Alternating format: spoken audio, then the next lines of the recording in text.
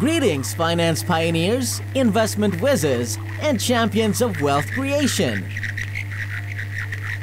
Welcome back to Investing Lighthouse, where we dig into the gold mines of financial wisdom.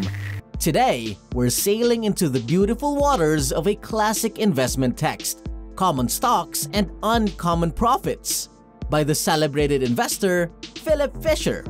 But before we delve into this treasure chest of knowledge, let's take a moment to understand the captain of our ship today, Philip Fisher. Born in 1907, Fisher is regarded as one of the most influential investors of all time. He graduated from Stanford Business School in 1928 and started his career as a securities analyst in 1931. During the Great Depression, notably, Fisher established his investment firm, Fisher & Company, in 1931 and ran it for nearly 70 years until his retirement in 1999. Philip Fisher is revered for his unique and meticulous investment philosophy. He focused on investing in high-quality companies with the potential for long-term growth, an approach he described as scuttlebutt, involving extensive research and rigorous analysis. Fisher's style diverged from that of his contemporaries. He didn't just scrutinize numbers and charts, but also considered qualitative factors like a company's management, competitive edge, and future plans. With such a distinctive approach, it's no wonder that Fisher left an indelible mark on the investing world. One of his most significant contributions was the 15 points to look for in a common stock, a checklist for investors seeking high-quality growth stocks. His teachings profoundly influenced numerous successful investors, including the Oracle of Omaha, Warren Buffett, who famously stated, "I am an eager reader of whatever Phil has to say." Now, let's roll up our sleeves and delve into the best takeaways from Fisher's classic, Common Stocks and Uncommon Profits. The first takeaway is the scuttlebutt method. In a nutshell, this method encourages investors to get their hands dirty by diving deep into research about a company. But how, you ask? It's about more than just reading annual reports or analyzing charts. Fisher recommended talking to customers, competitors, suppliers, and former employees to get the real scoop on a company. To illustrate, imagine you're interested in investing in a restaurant chain. Rather than just analyzing sales data and quarterly reports, you would also visit the restaurants, taste the food, observe the service, and even interview the customers and suppliers. The goal is to gather as much first-hand information as possible. Fisher was a major proponent of investing in growth stocks, that is, companies with above-average growth in earnings. He believed that real money was made by owning shares of great companies over an extended period, allowing the magic of compounding to work. Think of Apple or Amazon, for example. Early investors who recognized these companies' potential and held on to their shares have seen their investments multiply many times over. According to Fisher, a good management team is the backbone of any successful company. He recommended studying the company's executives and assessing their integrity, passion, and track record. For instance, let's take Tesla. Part of Tesla's appeal is its CEO, Elon Musk, whose innovative thinking and ambitious goals have been instrumental in the company's success.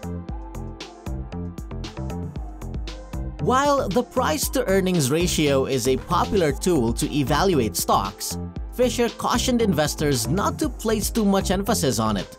He believed that the quality of the company and its growth prospects are more important.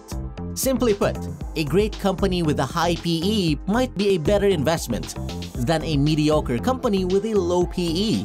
Think about high-growth tech companies with high PE ratios that have outperformed many stocks with lower PE ratios in the long run. Fisher emphasized the importance of moats or competitive advantages. These could include strong brand recognition, proprietary technology, or exclusive market access. A great example is Coca-Cola. with its globally recognized brand and secret recipe that have helped it dominate the soft drink market for decades. Fisher advocated a long-term investment approach. He believed that if you've done your research and found an excellent growth company, you should hold on to it until significant changes make it no longer qualify as such. This echoes the famous Buffett quote, "Our favorite holding period is forever." Lastly, Fisher urged investors not to panic and sell during market downturns. He understood that the market goes through cycles and advised investors to hold on to their high-quality growth stocks during these periods. Remember the market crash in 2008? Those who held on to their stocks through the crisis and the subsequent recovery came out on top in the end. This is just the tip of the iceberg regarding the wisdom in common stocks and uncommon profits.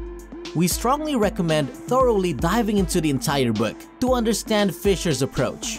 Whether you're a beginner or a seasoned pro, understanding the philosophies of the greats like Philip Fisher can undoubtedly give you a competitive edge in your investment journey. Alright, financial daredevils, investing whizzes, and wealth-building warriors, we've unpacked Philip Fisher's wisdom and savored his takeaways. But wait! Hold on to your seats because we've got an explosive bonus for you. We will supercharge your investing acumen with Philip Fisher's monumental 15 points to look for in a common stock. This is the checklist Fisher himself used to select winners for his portfolio. Consider this the investor's holy grail, the Excalibur of the stock-picking world. Ready? Let's go! Number 1. Market potential. Is the company's product or service the next big thing? For instance, when Apple launched the iPhone, it tapped into the massive potential of the smartphone market, leading to a significant surge in sales. Number 2. Product development. Does the company rest on its laurels or does it have a zest for innovation? Amazon is a perfect example here.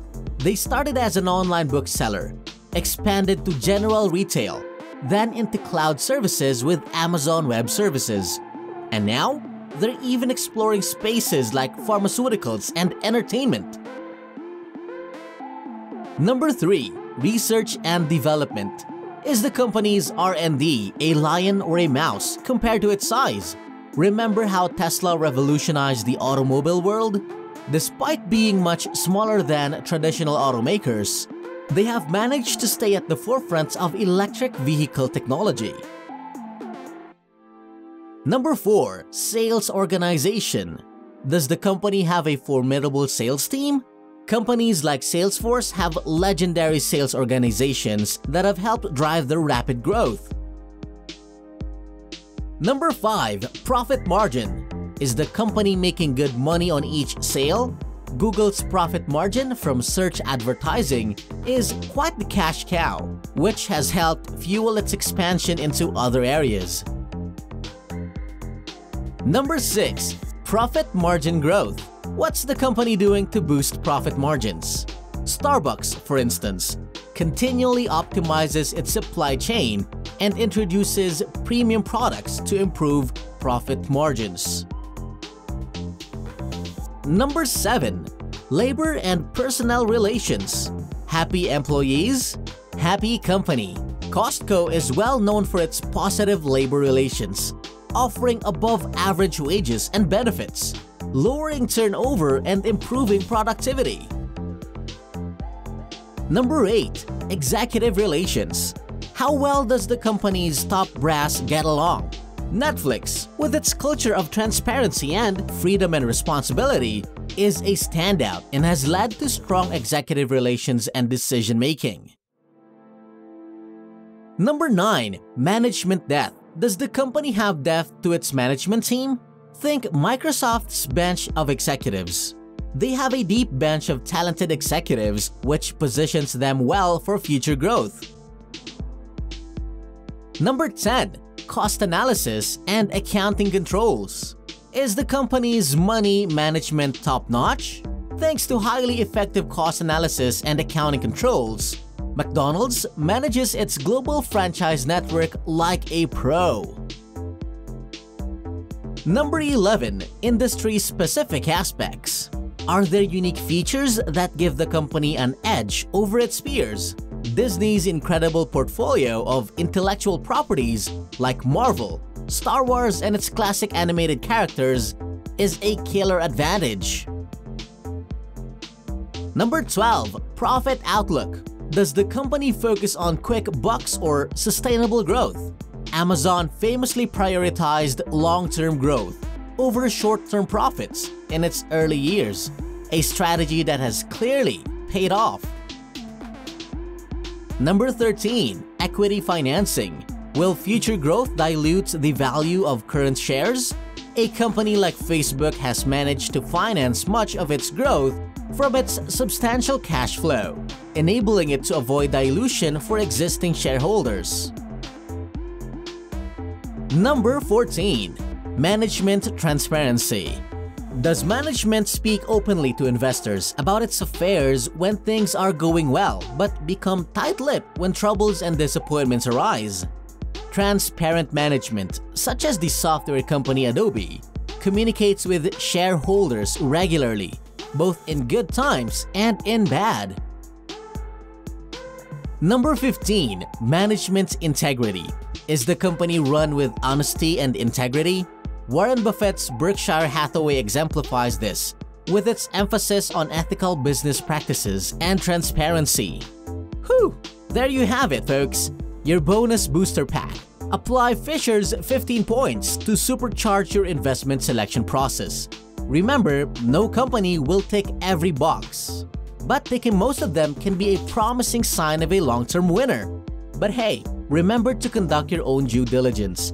This is not financial advice but a set of guideposts to help you on your investing journey. After all, each journey is unique, just like each one of us. Keep the discussion going in the comment section below. What are your favorite insights from Philip Fisher? Remember to smash that like button if you've enjoyed the video. Subscribe for more insightful content and ring that notification bell so you don't miss out on any of our future investment deep dives. Stay tuned, folks, because our financial journey is just starting, and the road to wealth is paved with uncommon profits.